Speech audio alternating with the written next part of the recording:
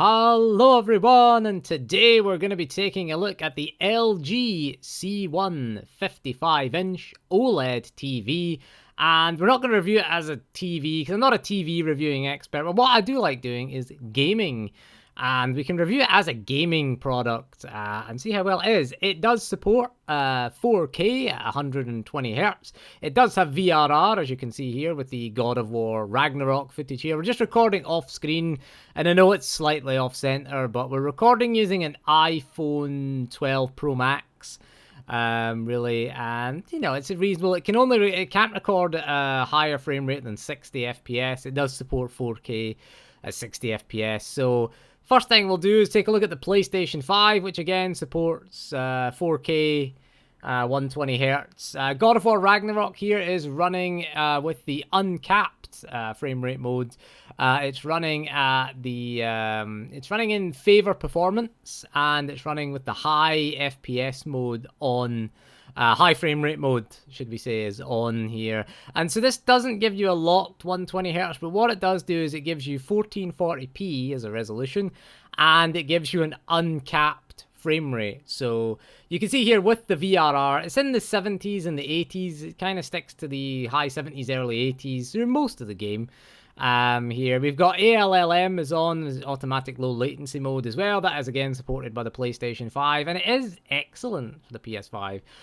So it's okay, we can get away with this variable refresh rate. Now that FPS counter there, it's not an FPS counter. It does say FPS, and that is not correct.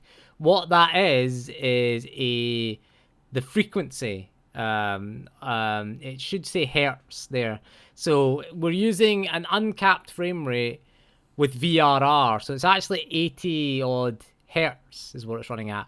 It is accurate here though, because the refresh rate is matching the frame rate here. So just bear that in mind, that this isn't always, it's not to be trusted all of the time. This only in certain instances, like where you're running an uncapped frame rate with I'll show you later in the video what I mean by this and how inaccurate this is, and you shouldn't rely on this. It's not FPS, it's the frequency, because the frame rate is matching the refresh rate, then it is accurate here on this occasion. But we'll show you the other FPS modes later in the video, which will show you again that this is not accurate when you're running a sort of a non-VRR mode and you're just running a fixed FPS.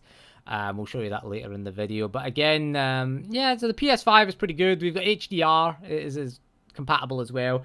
Just make sure they're enabled in the system menu. Everything's set to automatic, and again, God of War here is a good example of, you know, supporting the frame rate here, supporting the variable refresh rate here, and it is pretty good as well. I think the TV looks great. The colors are really excellent. I don't know how well you can see it. It is slightly off center because the iPhone 12 is too big for the what's it called, the tripod that it's on, so it does lean to one side. The tripod I bought was originally for the Samsung Galaxy Note 10 Plus, but the iPhone is a lot thicker than that, so it kind of sits slightly off center, and it is too heavy, so it leans the tripod to one side. But we'll go check out other things now. We're just going to check out gaming on the TV, and it is an excellent TV for gaming.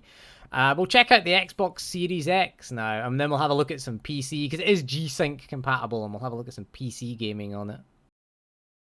Okay, so the Xbox Series X again supports 120 Hz, and it does support everything that the Series X supports. As you can see here, you go to 4K TV details, and we've got UHD, 120 Hz, HDR, and it supports everything that the Xbox Series X has to offer. So let's go check out a game then on the Series X then.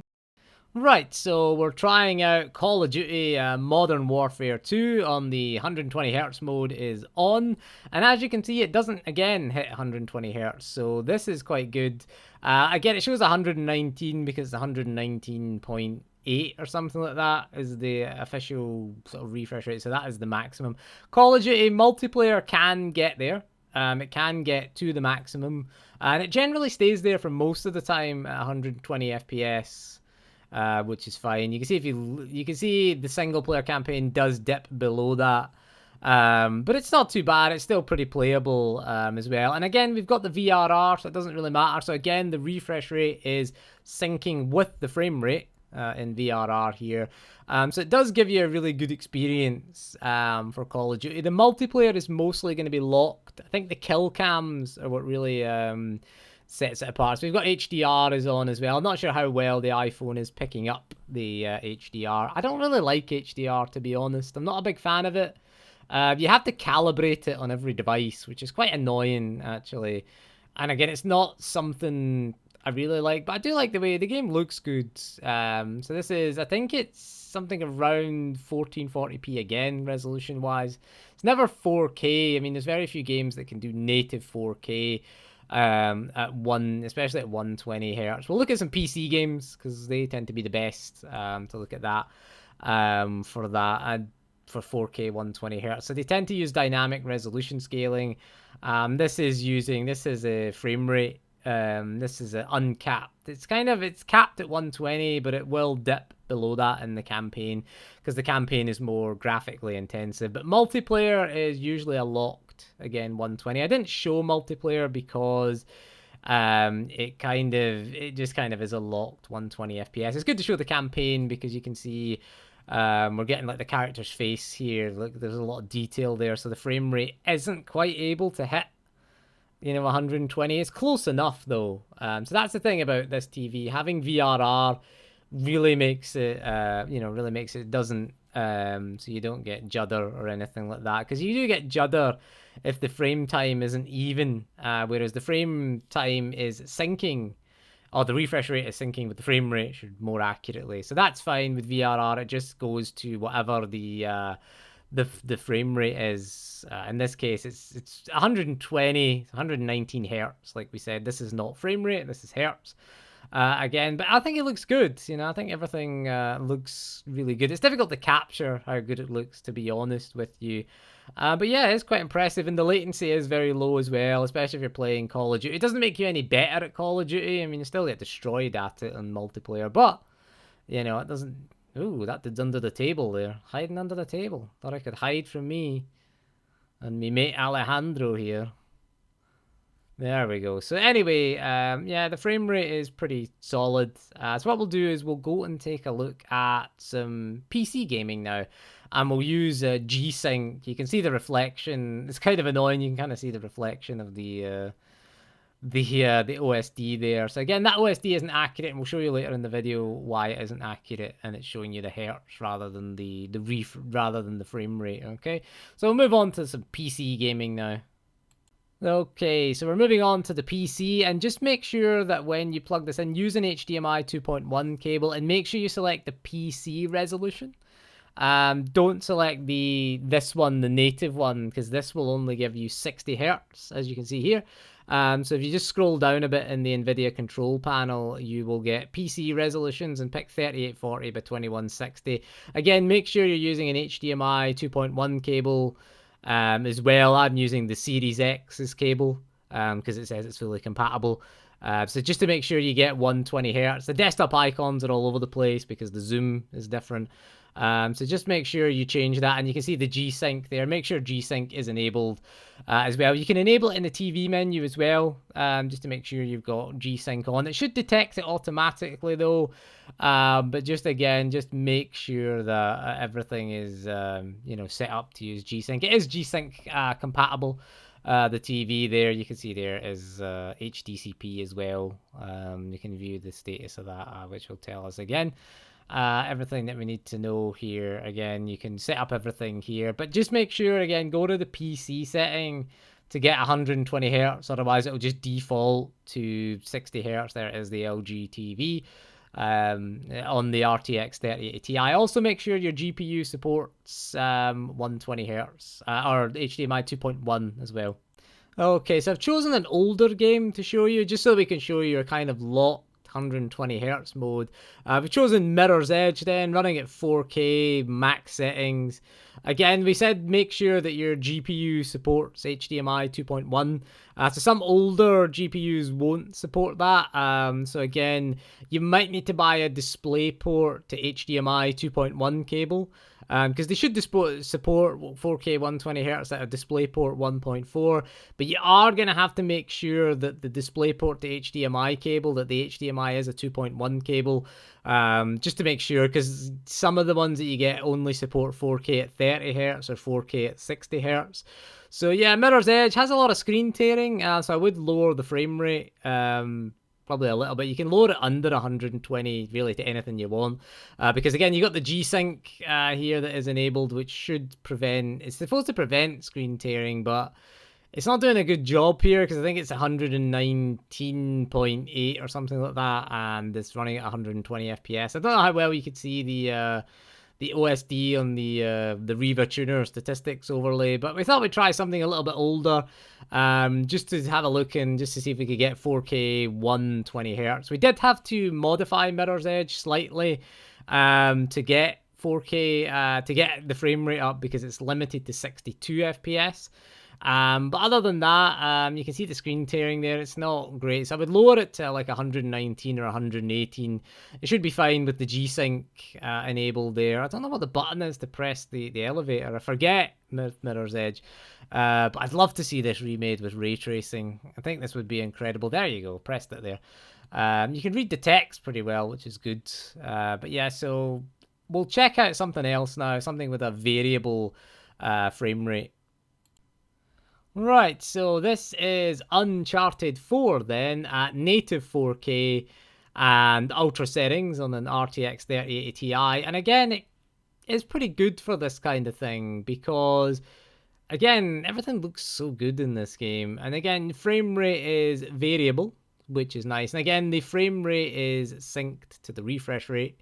We'll point that out again. And again, the G-Sync works really well, because you get a nice varied frame rate. We're just doing our little test run that we did when we did the video looking at the laptop and the Steam Deck and the 3080 Ti as well. We ran that at 1440p, but as you can see, native 4K performance is pretty good. I mean, that's the problem with console games, is getting them at native 4K can be pretty difficult. This is nice. Looks like HDR isn't on the PC. I forgot to turn it on in Windows. So we've not got that on. But again, everything there with the G-Sync and the low latency mode is pretty good. And Uncharted 4 does run at quite a nice, and this is quite nice having VRR there. We do get dips below 60 FPS. I think here we get a little dip down into the 50s here, 59 FPS, and then back into the 60s when all three character models are on screen. So we're using the enhanced character models here. And you can see here, this is probably the most challenging part of it to render. So it is a little bit, you know, you could use DLSS as well. DLSS will help this out as well and get that frame rate pushed up a bit, because it is GPU bound at 4K. But other than that, native 4K, Uncharted 4 looks amazing, I think, because I don't think the PS5 runs native 4K either. It has 120Hz mode as well. It does run higher, but it is running a lower resolution than the 3080 Ti here. I couldn't pick up that gun there, it went flying away. But you can see here frame rate again in the 70s, which is again pretty good, I think. There's no ray tracing or anything here in Uncharted 4, so it's a pretty good PC port. And again, it feels good. The game feels quite snappy as well. That low latency mode working out pretty well. It doesn't have Nvidia Reflex, I believe, but it does have the ALLM, which again is automatically low latency mode. Shot that dude who was grabbing Sam there. Gotta watch out for the snipers here. I picked this point as a little test point because it has a bit of mixture of everything. It has a bit of driving. It's got a bit of exploration. It's got a bit of... I didn't see the grenade there. That's about to blow up because of the OSD. There was a grenade that fell. There was a grenade that does fall here. Someone throws a grenade at us. And I think we nearly die here because the OSD is kind of distracting, because the OSD on the T... Yeah, there it is. Nearly died there because somebody threw a grenade at me, but again, I just couldn't. There it is. There's a grenade there. So I just couldn't see that there because of the the OSD there. That OSD, we can only show you the OSD on the TV by recording direct from the TV. So we might do some direct capture footage, and we'll maybe put that in a separate video for you, just so you can see just how because we're doing the TV, not the 3080 Ti's performance, and we're just kind of looking at the G-Sync performance here, and it's pretty good actually. It also supports FreeSync as well if you've got an AMD GPU. So you can go for that as well. Dolby Vision is also supported, as you saw with the Xbox Series X. So like we did say, that this frame rate counter is not to be taken as the be all and end all, because it only works under certain circumstances, because it isn't FPS. This is just the frequency. So what we'll do is we'll put DLSS on, and we'll show you the difference in the frame rate. And DLSS looks pretty good as well. So we're running native 4K here. I can never find the options mode. It's always at the start, and I can never find that. So you can see 3840 by 2160. If we turn on DLSS, we're getting 1440p. And you can see the frame rate jumps up now into the hundreds now. It's not going to be 120 locked, but then it doesn't matter. So we're going up from, the 70s to the hundreds with DLSS on. And the game still looks good. Again, 1440p is the rendering resolution in DLSS quality mode as we are here. And everything just looks fine with the AI upscaling mode on. So what we'll do is we'll go back to God of War, and we'll take a look at this FPS counter, and we'll show you how it's not always to be trusted. Okay, so we're back in God of War, and if you look at the sky, you get FPS in the 90s. So this is, again, we're just going to show you how inaccurate this frame rate counter is. This is the unlimited FPS mode, and this is accurate giving you the frame rate. So if we go into the settings menu, graphics and camera, and we go to favor, we've got favor performance with high frame rate mode on. So if you turn high frame rate mode off, favor performance just gives you 60 FPS, and this is just again syncing with the refresh rate of 60 FPS, 60 hertz at 60 FPS. Again, it's fine here. You can see it's just 59. It's showing 59.9. It's meant to be, but I just call it 60. If you go, however, to favor quality and turn, so this is high frame rate mode on. So this is showing 119 FPS, but you can see the game is running at 40 FPS. This is not 120 FPS. So this is where it has to be, taken with a pinch of salt, because this is wrong. This is the refresh rate, not the frame rate. You can see it is running at a lower frame rate if we pan the camera around and run around. So this is the 40 FPS mode. Native 4K at 40 FPS, which does fit well into the 120 FPS, 120 hertz, should we say. It's one frame every 3 refreshes. But yeah, this is 40 FPS, not 120 FPS. It's 120 hertz, 40 FPS. So we can go here as well, and we'll show you the with the high frame rate mode off. So favor quality, high frame rate mode off, you'll see the refresh rate change.